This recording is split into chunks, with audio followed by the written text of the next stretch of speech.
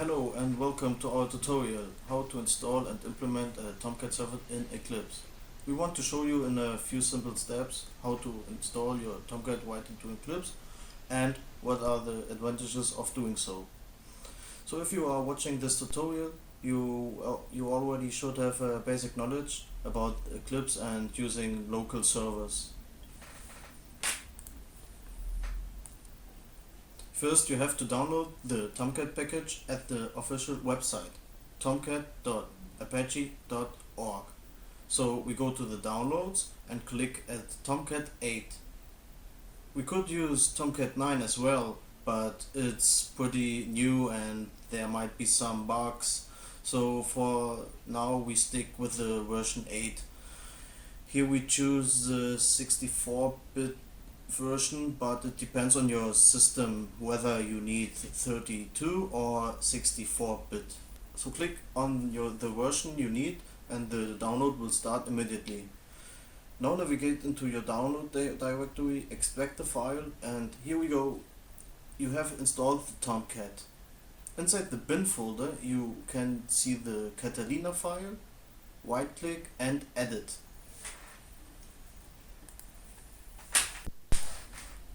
To start the server we have to point the Java home directory at your current Java JDK directory. For that, scroll down and delete the local from setlocal and replace it with your own directory. Usually it's located at C:\program files /Java. Then just save it and close the window.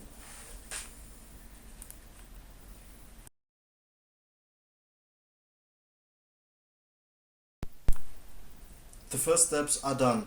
Now let's start the server. I'm just gonna show you the way without Eclipse real quick. As you can see, there are various files in this directory. For now we just need start up and shut down. Use the batch files if you got a Windows system, but there are shell scripts for the Linux as well. Just click on the batch file start up. If the CMD Windows shows you the message server start up in, you should have a running local server. To check if the server is running, open your browser and type localhost :8080. And as the message on top of the page already shows you, we successfully installed the Tomcat. If you want to change any settings on your Tomcat, you can do that directly on its webpage or go into the conf directory. You can edit these files to set special permissions and other features. I won't explain here for now because it would take way too long. So it's just nice to know.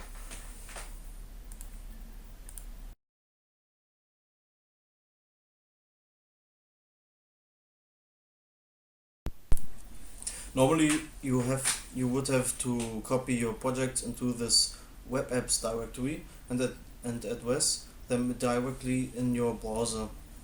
That's pretty annoying if you have to check changes of your files repeatedly. That's why we're gonna show you a faster and easier way to view the files in a few seconds.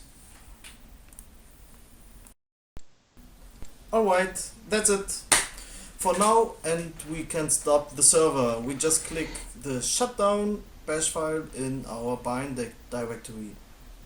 To check if the server is running, you can refresh the Tomcat page afterwards, and as you can see, it shut down now. Okay, as I already said, we are now going to show you the way with the Eclipse editor.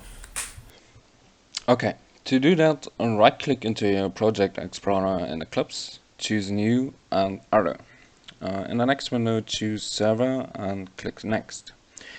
Eclipse now shows you a bunch of servers where you can choose the server you got installed. It already recognizes the installation directory. If not, you have to create a new server runtime environment by clicking add on the right. But we can finish here because that's already done for us. The server is shown now as a normal project in your project explorer with all the configuration files. If you want to start it normally, you can click on the play button right here, or you go into your web projects, choose one of your files you want to run on the server. Here we got an HTML file with just a few lines of text. Hello world, this is the test page, and we're gonna run it by right-clicking it and choose run as run on server. Eclipse already suggests you the installed servers. Here we got a Tomcat 8. We can choose always run this project on the server if we don't change it. And the server already starts. Eclipse now shows you a normal browser page right into the editor window of Eclipse, like it would be a project you created. And therefore you can switch forth and back between your projects and the outcome of the source code if you want to compare it or test different things, and it's much faster as implementing them manually in your Tomcat directory. So that's it. If you want to stop the server, you can click on the stop button right here. And of course you can choose an external browser. Therefore you click Window, Preferences, open the list General and navigate to web browser. Here we can choose Use external web browser, and if our browser isn't listed already, we can click New. Here you can choose a name. We choose Chrome, for example, and navigate to our Chrome directory and choose the executioner file. Click OK, select Chrome, apply, and that's it. OK. If you run your HTML file, for example, Tomcat now will open a new window in an external browser, in this case it's Chrome, and show you exactly the same thing as it shows in the editor window, but you can check this way if the project is compatible with many different browsers. So I hope you enjoyed it. Thank you for watching, and goodbye.